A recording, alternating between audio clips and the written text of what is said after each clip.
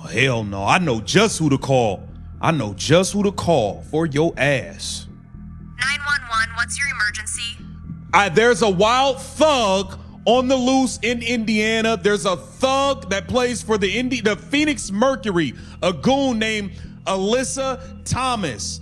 She goes by the name Alyssa Thomas. You need to go arrest this thug. She tried to murder a lady named Caitlin Clark on the basketball court. She tried to punch her in the throat. She put her knee on her woman parts and tried to injure her even more. We need immediate help at Gamebridge Fieldhouse in Indiana. We need this wild goon, Alyssa Thomas, arrested alongside her partner, Dewana Bonner. Matter of fact, just arrest the entire Phoenix Mercury damn roster. Emergency. Get there now. And now the WNBA has made it official. Alyssa Thomas is suspended, not fined, not warned, not given a strongly worded statement that disappears from the news cycle by morning. Suspended for deliberately attacking Caitlin Clark during a professional basketball game, on camera, in front of a sold-out arena, in front of broadcast cameras carrying the game to a national audience that has come to expect the WNBA to protect its players the way a professional league is supposed to protect them. The fans who watched that game and screamed for accountability. The analysts who went through the footage play by play and documented what they saw. The people who said this deserved more than a fine, more than a technical, more than the nothing that was called during the game itself. They were right. The WNBA needs to step in and do something about Alyssa Thomas and her goon squad brutally, viciously attacking Caitlin Clark. Brutally, viciously attacking Caitlin Clark. What are y'all gonna do about it? What are y'all gonna do about it? This is the biggest star to ever come in this league, and you're letting this thuggery go on. You're letting people viciously target her. It's ridiculous, man. But here is what nobody is fully connecting about this suspension announcement. The WNBA suspending Alyssa Thomas is not just a disciplinary decision about one player and one set of plays in one game. It is an acknowledgement, a formal, institutional, on-the-record acknowledgement that what happened to Caitlin Clark in that game was not basketball. It was not competitive physicality. It was not a hard foul in a chippy game between two teams playing with intensity. It was a deliberate attack. And the WNBA, an organization that has been navigating the unprecedented commercial and cultural attention that Clark's presence has generated, has finally been forced by the weight of the evidence to say so publicly. What that acknowledgement means for every player, every coach, every referee, and every team in this league going forward, that is the story we are going to break down completely today. Before we can fully appreciate the significance of the WNBA's suspension decision, before we can understand what it means institutionally, commercially, and for the future of player protection in this league, we need to go back to the footage, because the suspension did not happen in a vacuum. It happened because specific things occurred on a basketball court that were captured on camera from multiple angles, reviewed by officials and league personnel after the game, and determined to constitute conduct that crossed a line that professional sports leagues are obligated to respond to. And the footage, which the analyst in our transcript reviewed in detail in real time with the footage playing as he described what he was seeing, is devastating. Not in a subjective, this is how one fan sees it way. In a factual, the ball is over there in her hands, or here way. Let's start with a throat punch, because this is the play that most people identified first and that contributed most directly to the suspension decision. Look at this thuggery, though. Look at this thuggery by Alyssa Thomas. Look at this. Look at this. You're trying to punch her in the throat, guy. What are you doing? Look at this. Arrest this hoodlum. Lock this thug up. What are we doing here? What are we doing? Like, let's be real here. That was unnecessary. This is the stuff we're talking about. That was not necessary at all. At all. Come on, man. Look, the ball is all the way over there. Look at where the basketball is, guys. Look at where the basketball is. Look at her. Look at her face. Look at her. It's ridiculous. Then look, the ball is all the way behind you. You try to step on her, all types of stuff. Ridiculous, man. Alyssa Thomas is dirty. The ball is all the way over there. That observation, repeated multiple times across the analyst's film review, is not just an expression of frustration. It is the definitional standard by which basketball physicality is evaluated as either competitive or deliberate. In any sport where physical contact is part of the game, there is a line between conduct that is related to competing for the ball and conduct that is directed at a player's body without any relationship to where the ball actually is. That line is the boundary between hard basketball and assault on a basketball court. It is the line that officials are supposed to enforce, that leagues are supposed to protect, and that a suspension is designed to clearly mark when it has been crossed. Alyssa Thomas crossed that line repeatedly, not once in a moment of competitive intensity where the ball happened to be moving away as the contact was made, not in a single play that could be explained as a read that went wrong, multiple times across the course of an entire game, with the basketball documented on film to be in a different location from where Thomas's hands and knees were making contact with Caitlin Clark's body. Because when the league reviews footage that shows the same player in the same game, making the same category of contact with the same opponent multiple times, with the basketball consistently not in the vicinity of that contact, the word deliberate is not a characterization, it is a description. Look at the dirty plays. Look at this angle where she puts her knee directly on her groin. She was out to injure Caitlin Clark. Look at this. Streaking to the basket. Look at her. The ball is all the way over there. Why is your knee in her groin? What are you doing? What are you doing, Alyssa Thomas? The ball isn't even over there. Look at where the ball is, guys. Look at where the ball is. Why are you going through putting your knee on her groin? The ball is clearly behind you. Caitlin Clark don't got the ball. What are you doing? This is targeting. This is an attack. 2 plays, 2 instances of the basketball being definitively elsewhere. 2 instances of physical contact with Caitlin Clark's body that had no relationship to defending the basketball. And these were not the only plays in the game where this pattern appeared. Alyssa Thomas flat out targeted Caitlin Clark. The Phoenix Mercury targeted Caitlin Clark throughout this game, which appears to have led to some major injuries. This is nasty work. Nasty work, y'all. I am disgusted. The Indiana Fever just lost to one of the most trash teams in the league. Now let's talk about the suspension itself, because the fact of it, the announcement, the formal disciplinary action, is significant enough that it deserves to be examined carefully, rather than treated as a simple news item that confirms what everyone already knew was coming. The WNBA does not suspend players frequently. That is a documented, observable reality about how this league has historically administered discipline. Fines are common. Technical fouls accumulate. Flagrant foul designations get applied after the fact. But actual game suspensions, the removal of a player from competitive action as a consequence of specific conduct, those are rare enough that when they happen, they carry institutional weight that goes well beyond the individual game the suspended player misses. A suspension is the WNBA saying something formally, something on the record, something that will be in the official history of the league and the official history of the player who receives it. And what the WNBA is saying formally with this suspension of Alyssa Thomas is this: what you did to Caitlin Clark was deliberate. It was targeted. It was beyond the bounds of competitive basketball. And this league will not allow it to happen without consequence. This deserves a suspension. Damn a fine, damn a technical. This should have been a flagrant 2. She should have been ejected for this. She should have been ejected. Nasty. Now let's understand why this specific suspension, this specific formal institutional response, changes the environment for every player in this league going forward. Because the most important thing about a suspension is not the game or games the suspended player misses. The most important thing is the precedent it establishes, the signal it sends, the message it delivers to every player on every roster in this league about what the rules of engagement actually are. Before this suspension, the implicit message, communicated through the league's pattern of non-response to documented physical conduct directed at Caitlin Clark, was something like this: be careful, because if you go too far, we might fine you. But the definition of too far is fairly generous, and the consequences are manageable. After this suspension, the implicit message is fundamentally different. The implicit message now is there is a specific category of conduct: deliberate targeting of a player away from the ball, contact designed to injure rather than to defend the basketball. That will result in you missing games. Not paying a fine you can absorb. Missing games.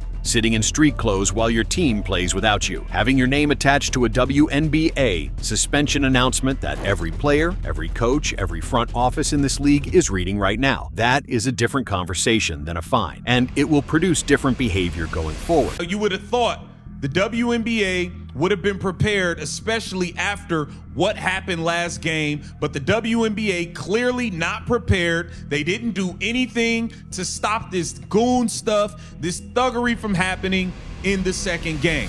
The especially after what happened last game detail is the part of this story that the suspension announcement cannot fully paper over, no matter how welcome that announcement is. Because here is the accountability question that the suspension does not answer. If the pattern of conduct directed at Caitlin Clark was visible before this game, if the league had documentary evidence from a previous matchup that established Thomas's approach to physical play against Clark, then why was nothing done before this game to prevent the same pattern from occurring again? The suspension tells us that the WNBA recognizes what Thomas did as wrong and consequential enough to result in missed games. But it does not tell us why the league's preventive apparatus, its officiating protocols, its pre-game warnings to teams and players, its in-game enforcement standards failed to stop the conduct during the game in which it occurred. The suspension is accountability after the fact. Look at all this dirty stuff they're doing. Landing zone fouls, landing zone fouls. This is the play where Caitlin Clark appears to have hurt her back. I mean, bro, it's just nasty ass plays by the Phoenix Mercury, man. This is nasty work by the Phoenix Mercury. They went out there and targeted Caitlin Clark. They injured her. That's just what it is, bro. That's just what it is, man. This team is dirty as hell. Now let's talk about the specific consequences this suspension creates for Alyssa Thomas personally, and for the Phoenix Mercury as a franchise. Alyssa Thomas, whatever you think of the conduct that earned her this suspension, is not a marginal player on the Phoenix Mercury roster. She is one of their most impactful performers. The analyst's own game statistics breakdown confirms this. 24 points on 12 of 17 shooting, 8 assists, 4 rebounds. On a statistical level, this was one of the most productive individual performances in that game for either team. And the WNBA looked at that performance and the conduct embedded within it and said, you are going to sit. Man, Alyssa Thomas was dominant in this game, 12 of 17. She had 24 points, 8 assists, 4 rebounds, and a bunch of thuggery goon activity that should have been called. Now here is the detail about Thomas's game performance that the suspension announcement forces into the open. She had 24 points and 8 assists. She was 12 of 17 from the field. By any basketball measurement,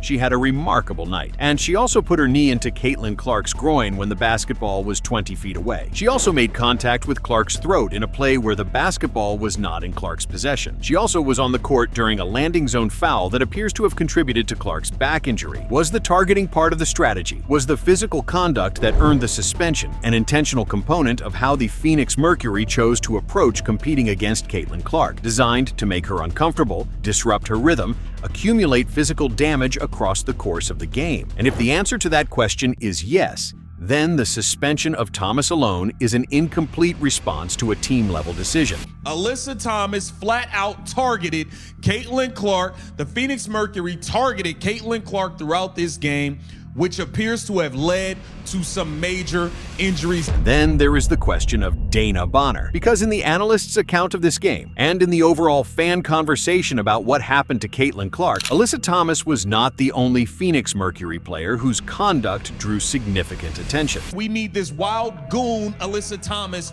arrested alongside her partner, Dewana Bonner. Matter of fact, just arrest the entire Phoenix Mercury damn roster. Now let's talk about what the suspension means for the Mercury as a team going forward. A Phoenix Mercury team that has won 5 games all year. A team that the analyst accurately describes as lacking the talent to compete consistently at the WNBA level. Just lost one of its most productive players to a suspension that resulted from how they chose to approach a game against Caitlin Clark. The competitive cost of that suspension is real and immediate, but the reputational cost may be even more significant, because every team that faces the Indiana Fever in the coming weeks is going to be watching how the WNBA's suspension of Thomas affects the physical approach other players take toward Clark. And the WNBA's message with this suspension is clear and specific. If you deliberately target Clark away from the ball, if you make physical contact with her body in moments where the basketball does not justify that contact, you will miss games. That message changes the calculations every team makes about how to defend Caitlin Clark. And ultimately, that change in calculations is the most significant competitive consequence of the suspension, more important than any game Alyssa Thomas specifically misses. The Indiana Fever just lost to one of the most trash teams in the league. The Phoenix Mercury won 5 games all year. They suck.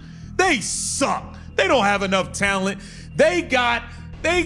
Just come on, man. Now let's add the layer of this story that the suspension announcement does not address, because it is a layer the Indiana Fever front office cannot avoid confronting, even as they process the news that the player who targeted their star has been formally disciplined. Because while Alyssa Thomas was making the plays that led to her suspension, while the Phoenix Mercury were executing a game plan that clearly included physical targeting of Caitlin Clark, Stephanie White was making coaching decisions that compounded the damage. And Stephanie White sat her down, ran 5 or 6 straight plays through Kelsey Mitchell, managed the rotation in a way that reduced Clark's minutes while giving Mitchell 19 out of a possible 20 minutes in the first half. Let's be direct about what that means in the context of a game where the opposing team was systematically targeting Clark's body with physical conduct, because the coaching decision to sit Clark during the periods when she was hottest has a specific implication that gets overlooked in the broader conversation about Thomas's suspension. Every minute Clark was on the bench was a minute she was not being physically targeted by Thomas and the Mercury, and every minute she returned to the court was a minute the targeting resumed, which means Stephanie White's rotation decisions, whatever their basketball logic or lack thereof,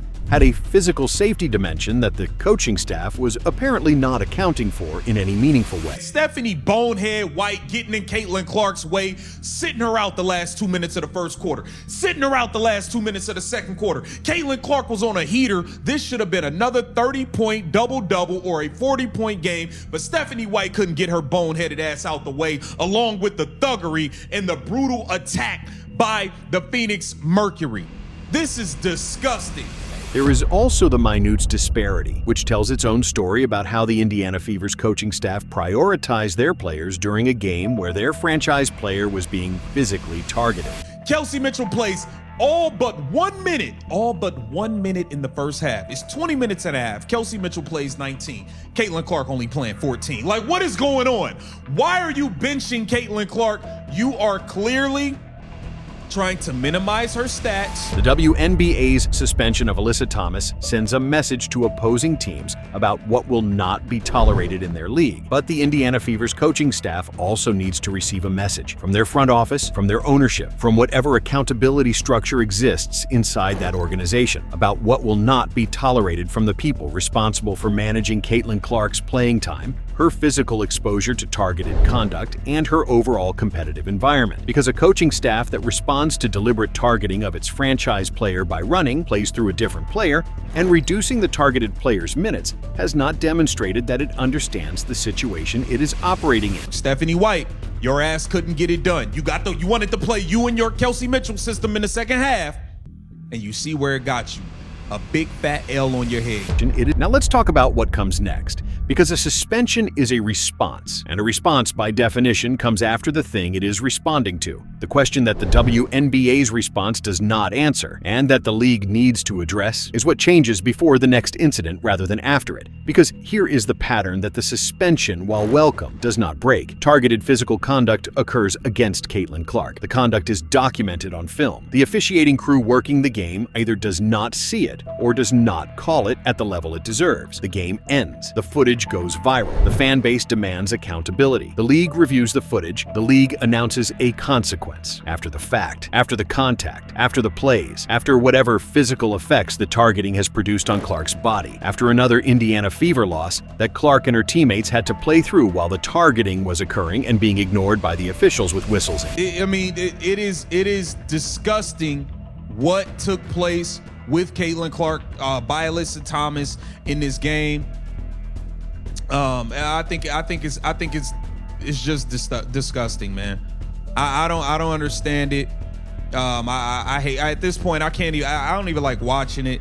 I mean, the league needs to step in and do something, man. Caitlin Clark was viciously targeted and attacked by the Phoenix Mercury today, and the WNBA needs to step in. Let's talk about what Caitlin Clark has been dealing with throughout this season, because the Thomas suspension needs to be understood as one chapter in a longer story, not as the resolution of a problem that has now been fully addressed. This is disgusting, the way that Caitlin Clark was targeted. It is disgusting what took place with Caitlin Clark by Alyssa Thomas in this game. Now let's talk about what the WNBA still owes Caitlin Clark going forward. 1. Officiating instructions. Before the next game Clark plays, before any future matchup where the opposing team might consider adopting the Mercury's approach as a viable strategy, the WNBA officiating office needs to communicate clearly and specifically to its crews what they are watching for and what level of response is expected when they see it. 2. Proactive discipline. If the league has information from previous games, from film review, from any other source, that a specific player is approaching a matchup against Clark with deliberate physical targeting as a planned strategy, that information needs to result in preemptive action rather than post-game announcements. 3. In-game protection. The officials who are standing on that court, who can see the plays happening in real time, who have the authority in the moment that no post-game review can replicate, those officials need to use that authority. A flagrant foul called during the game is worth 10 suspensions announced after it, because it stops the conduct while it is happening rather than responding to it after Clark has already been hurt. This is the biggest star to ever come in this league, and you're letting this thuggery go on. You're letting people viciously target her. It's ridiculous, man. Alyssa Thomas is a joke. Alyssa Thomas is disgusting. This is nasty. This is nasty. This deserves a suspension. Damn a fine, damn a technical. This should have been a flagrant 2. At the end of all of this, Alyssa Thomas is suspended. The WNBA watched the footage. They reviewed the plays. They saw the same things the analysts saw. The ball all the way over there, the knee going in anyway, the throat contact when the basketball was in a completely different location on the court. They saw the same pattern the fan base documented, discussed, and demanded action on from the moment the game ended, and they suspended her. That is a win. A real, documented, institutional win for everyone who watched that game and said this cannot be acceptable. This cannot be what professional women's basketball looks like. This cannot be what happens to the most important player this league has ever had without formal consequence. The consequence has arrived, but let's be honest about what a suspension is and what it is not. A suspension is accountability after the fact. It is the WNBA saying, in formal, official, on-the-record language, that what Alyssa Thomas did to Caitlin Clark during that game was deliberate, targeted, and beyond the bounds of competitive basketball. What a suspension is not is protection during the fact. Caitlin Clark still took those hits. She still absorbed that contact. She still played through a game where the officiating crew allowed a pattern of deliberate targeting to continue without adequate intervention. The WNBA has delivered the consequence. Now they need to deliver the prevention. Because the fan base is watching, the broadcast partners are watching, and Caitlin Clark, the biggest star this league has ever seen, deserves both. Subscribe, because this is not the last time this conversation is going to matter. And when it comes up again, and it will, you are going to want to be here for it.